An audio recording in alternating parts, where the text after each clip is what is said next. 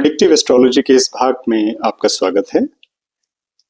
आज के इस भाग में हम सैटर्न प्लैनेट के बारे में बात करेंगे। सैटर्न माने शनि। हमारे पौराणिक हिंदू एस्ट्रोलॉजी में हम सारे ही जितने भी हमारे प्लैनेट हैं उनको कहीं ना कहीं देवों की संज्ञा दी गई है, तो हम शनि को भी शनिदेव के नाम से जानते हैं। शनिदेव जैसे कि नाम है, नाम से ही कुछ लोग तो कुछ लोगों में घबराहट भी पैदा हो जाती है कि उनको होरोस्कोप में शनि का कैसा यानी आउटकम होगा।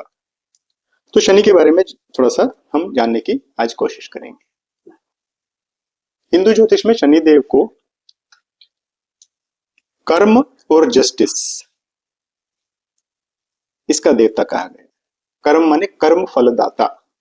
तो शनिदेव क्या है? कर्म फलदाता। आप जैसे कर्म करोगे उसी के अनुसार आपको फल मिलेगा।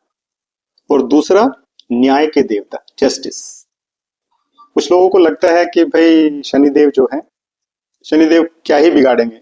जैसे खासतौर से बड़े बड़े जो ये नेता या कोई भी हैं जो इधर उधर के काम करके निकल जाते हैं पतली गली से, किसी न किसी टाइम पे उनको भी शनि का प्रकोप झेलना पड़ता है। तो शनि से कोई बच नहीं सकता।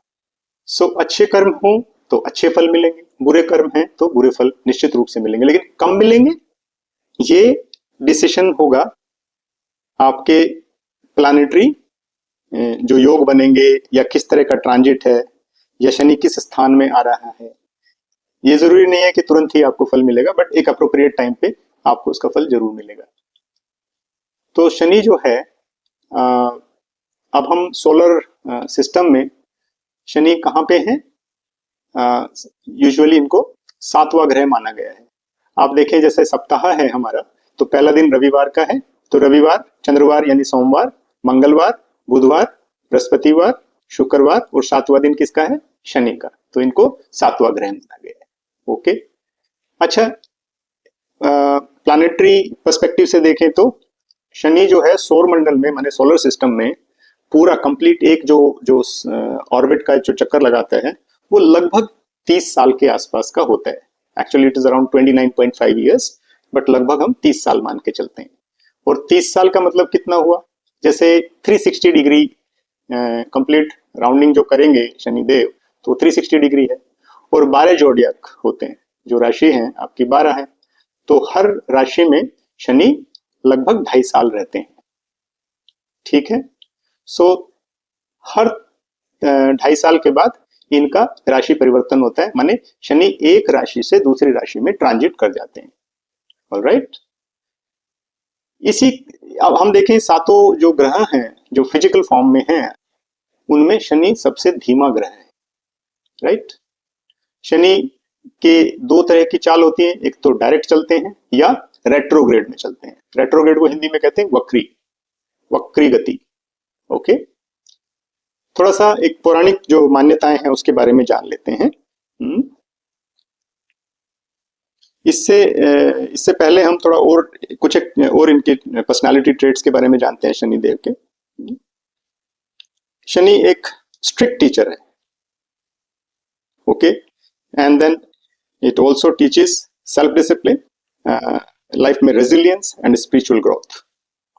तो जो पौराणिक बिलीफ हैं शनिदेव के, वो जो हैं वो हैं कि भाई शनिदेव का जो जन्म है वो सूर्य और छाया के पुत्र हैं। अच्छा, ओरिजिनली सूर्यदेव की पत्नी कौन थी? संज्ञा। ओके, लेकिन संज्ञा उनके जो सूर्य का तेज है और उनका जो एक ऊष्मा है या उनकी गर्मी है वो सहन नहीं कर पाती थी। इसलिए उन्होंने क्या किया? उन्होंने एक शेडो वुमेन बनाई और उसका नाम, जिसका नाम था छाया, और वो खुद वहां से अपना स्थान छोड़ के निकल गई। तो अब छाया जो है, छाया और शनि, छाया और सूर्य से ये शनिदेव का जन्म हुआ। छाया जब गर्भवती थी तो उन्हें काफी कठोर तपस्या की, और शनिदेव जो है जन्म से ही तपस्वी और गहरे रंग के थे, इसलिए इनका रंग जो है माने हम देखें तो ब्लू कलर जो है ना, उनको नीलांचल कहते हैं शनिदेव को, तो उनको ब्लू कलर से भी, मतलब गहरे रंग की बात करें तो शनिदेव जो है तपस्वी के साथ साथ गहरे रंग के भी हैं। एक बार की बात है कि अपने इस गहरे रंग की वजह से सूर्यदेव जो है ना, उनको थोड़ा सा उनको लगा, उन्होंने उनको पुत्र मानने से ही इनकार कर दिया। लेकिन इस अपने इस तिरस्कार को और को देखकर ये शनिदेव जो है ना, अपमान उन्होंने समझा कि भाई मेरा तो अपमान हो गया, तो अपने पिता के प्रति शत्रुता का भाव आ गया। और इसको हम देखें तो जो शनि है, शनि और सूर्य आपस में एस्ट्रोलॉजिकली हम उसको एक दूसरे का शत्रु भी मानते हैं। ओके, शनि जो है भगवान शिव के बहुत ही बड़े उपासक थे और उन्होंने बहुत ही कठोर तपस्या भी की शनि की, और शनि उनसे प्रसन्न भी हुए। इसी वजह से जितने भी नवग्रह हैं, हमारे 9 प्लैनेट्स हैं, उनमें सबसे कोई ऊंचा स्थान है तो वो शनि देव का ही है। और वो स्थान क्या है? न्याय के देवता। ये Lord Shiva has given him this designation that he is the Lord of justice, न्याय के देवता। शनि की एक और पौराणिक इनके बारे में कहा जाता है कि इनका जो विवाह है वो चित्ररथ की कन्या धामिनी से हुआ। और लेकिन विवाह के बाद भी शनि क्या थे कि भाई वो तो अपनी ही मस्ती में, अपनी ही उसमें डूबे रहते थे और अपनी पत्नी को ज्यादा समय नहीं दे पाते थे। तो एक दिन क्या हुआ, उनकी उनकी पत्नी जो है, I mean she had a desire of, संतान प्राप्ति की डिजायर थी और वो उनके शनि के पास गई। बट शनि ने उनकी तरफ बिल्कुल भी ध्यान ही नहीं दिया, तो जिससे कि धामिनी को बहुत क्रोध भी आया और उसने उनको श्राप दे दिया। और श्राप क्या दिया कि उनकी जिस पे भी शनिदेव की दृष्टि पड़ेगी वह नष्ट हो जाएगा, ये श्राप। लेकिन जब गलती का जब तक एहसास हो पाता शनिदेव को, तब तक तो बहुत लेट हो चुका था। उन्होंने पश्चाताप भी करने की कोशिश की, लेकिन श्राप जो है वापस नहीं हुआ। तो आज भी आप देखेंगे कि जिस जातक की होरोस्कोप में शनि की जिस घर पे दृष्टि पड़ती है, डिपेंडिंग ऑन के वो किस पोजीशन में है शनि, उसकी वजह से जातक को काफी परेशानियां झेलनी पड़ती हैं और वो लगभग उस हाउस को वो काफी कुछ माने चैलेंजेस का सामना करना पड़ता है। अब थोड़ा सा हम बात करते हैं साढ़े साती के बारे में। शनि की साढ़े साती को देखने के लिए आप अपने नेटल होरोस्कोप में मून की पोजीशन को चेक करें किस डिग्री पर है, और वहां से जब शनिदेव 45 डिग्री पहले ट्रांजिट करके आ रहे होते हैं, वहां से ये साढ़े साती शुरू होती है। और जैसे जैसे ये मून की तरफ बढ़ते हैं, मून की उस डिग्री पर आते हैं नेटल मून पे, उसके बाद फिर 45 डिग्री और आगे तक जाती है तो ये समाप्त होती है। दैट मीन्स 45 डिग्री पहले और 45 डिग्री बाद, टोटल 90 डिग्री का ये पीरियड होता है। 90 डिग्री मीन्स 2.5 के 3 पोर्शन। सो टोटल पीरियड 7.5 साल का होता है। इस वजह से इसको शनि की साढ़े साती कहते हैं। लगभग हर जातक, लगभग क्या 100% हर जातक को के उसमें आती ही आती है। ये लगभग एक जीवन में 3 बार ये शनि की साढ़े साती का सामना करना पड़ता है। सपोजिंग दैट रफली 80 to 90 ईयर्स की किसी की एज रही है तो, या 75 to 80-90 के आसपास किसी ने लिया है तो 2 बार तो आती ही आती है। तो ये आप देखेंगे इस पर्सपेक्टिव से। अच्छा, इसका साढ़े साती का हमारे इतिहास में भी काफी वर्णन है। जैसे राजा विक्रमादित्य बहुत ही बड़े प्रतापी राजा हुए हैं। विक्रमादित्य को अपना ये देख के राजपाट और एकदम जो प्रताप बहुत था उनका, तो उनको अहंकार हो गया। अब अहंकार हो गया तो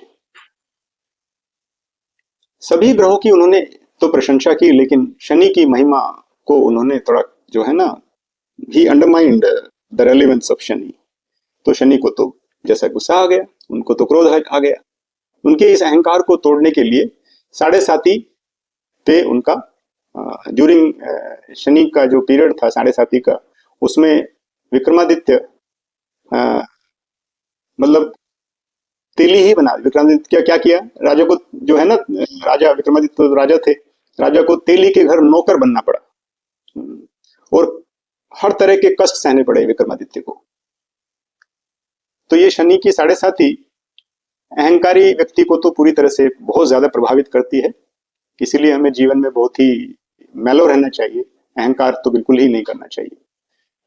राजा खुद मतलब राजा को तेली के घर जो है नौकर बनना पड़े और फिर तरह तरह के कष्ट सहने पड़े, तो उससे ज्यादा माने क्या हानिकारक और हो गया, या इससे ज्यादा एक शोभनीय क्या हो सकता है। जब विक्रमादित्य को एहसास हुआ ना अपने कर्मों के बारे में और अपने अहंकार के बारे में, और वो फल भोगा, तो उन्होंने वाकई अपनी गलती को स्वीकार किया और शनि देव से जो है उन्होंने क्षमा याचना की। नेचुरली शनिदेव प्रसन्न हुए, उन्होंने माफ किया। अब यहाँ माफ करने से मतलब यही है कि भाई उनका ये 7.5 का जो समय है वो खत्म हुआ और वापस उनको अपनी राजपाट गद्दी मिली। तो ये सब जो पौराणिक कथाएं हैं ना, इन सब से हमें यही सीख मिलती है कि भाई हमें अपने बुरे कर्मों का दंड जरूर मिलता है और व्यक्ति को अपने कर्मों से मुक्ति के लिए शुद्ध बनना ही पड़ता है। एक और कहानी है रावण और शनि की। रावण क्या थे, बहुत बड़े ज्योतिष और प्रकांड पंडित। अब वो नहीं चाहते थे कि भी कुंडली में शनि की अशुभ दृष्टि पड़े, तो उन्होंने क्या किया, शनिदेव को बंदी बना लिया और अपनी जेल में डाल दी। अभी हनुमान जी उस समय जब लंका गए तो शनिदेव को रावण की कैद से मुक्त कराया। तब से ही ऐसा कहा जाता है कि भाई एक और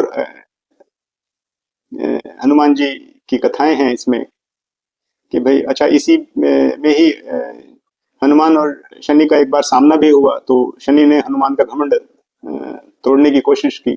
इससे क्रोधित होकर क्या हुआ, हनुमान जी शनि को अपनी पूंछ में लपेट लिया और पत्थर पर पटक पटक के मारने लगे। अब शनिदेव जो है इन्होंने क्षमा याचना की, अपनी गलती मानी कि भगवान हनुमान जी मुझे मुक्त करो।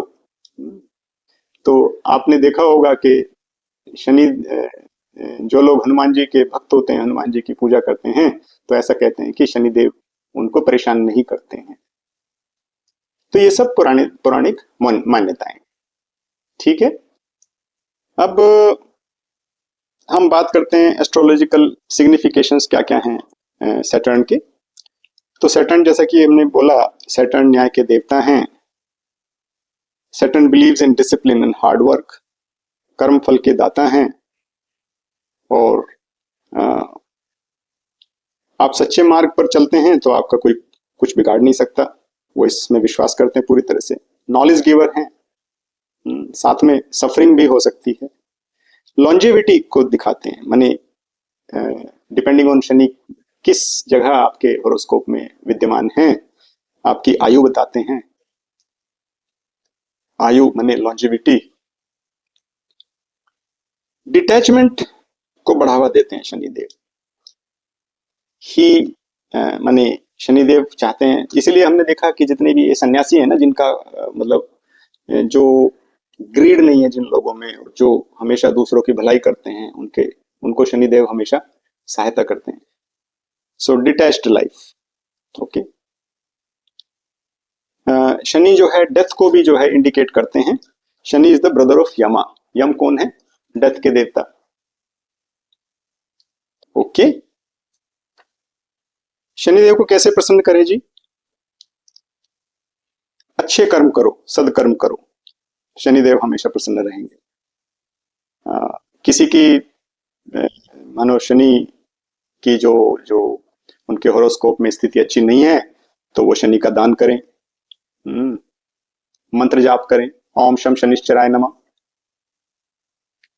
पीपल को जल देने से और उन पीपल की 7 बार परिक्रमा करने से भी शनि का प्रभाव कम होता है। वैसे तो उसको साइंटिफिकली देखें तो पीपल इज वन ट्री जो सबसे ज्यादा ऑक्सीजन देता है, तो पीपल का सानिध्य, ज्यादा से ज्यादा लोग जो हैं उसके सानिध्य में आए तो आपका ऑक्सीजनेशन इंप्रूव होगा बॉडी का, सो ऑब्वियसली प्रॉब्लम्स कम होंगी।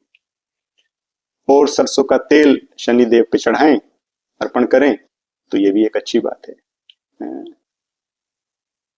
सो तिल, तेल, उड़द, ये सब शनिदेव को बहुत अच्छा लगता है। तो आशा करते हैं एक संक्षिप्त जो वर्णन है सैटर्न एज ए प्लैनेट आपको अच्छा लगा होगा। अब हम अगली बार एक नए प्लैनेट के डिस्कशन के लिए अगले एपिसोड में डिस्कस करेंगे. Till then, thanks a lot for watching.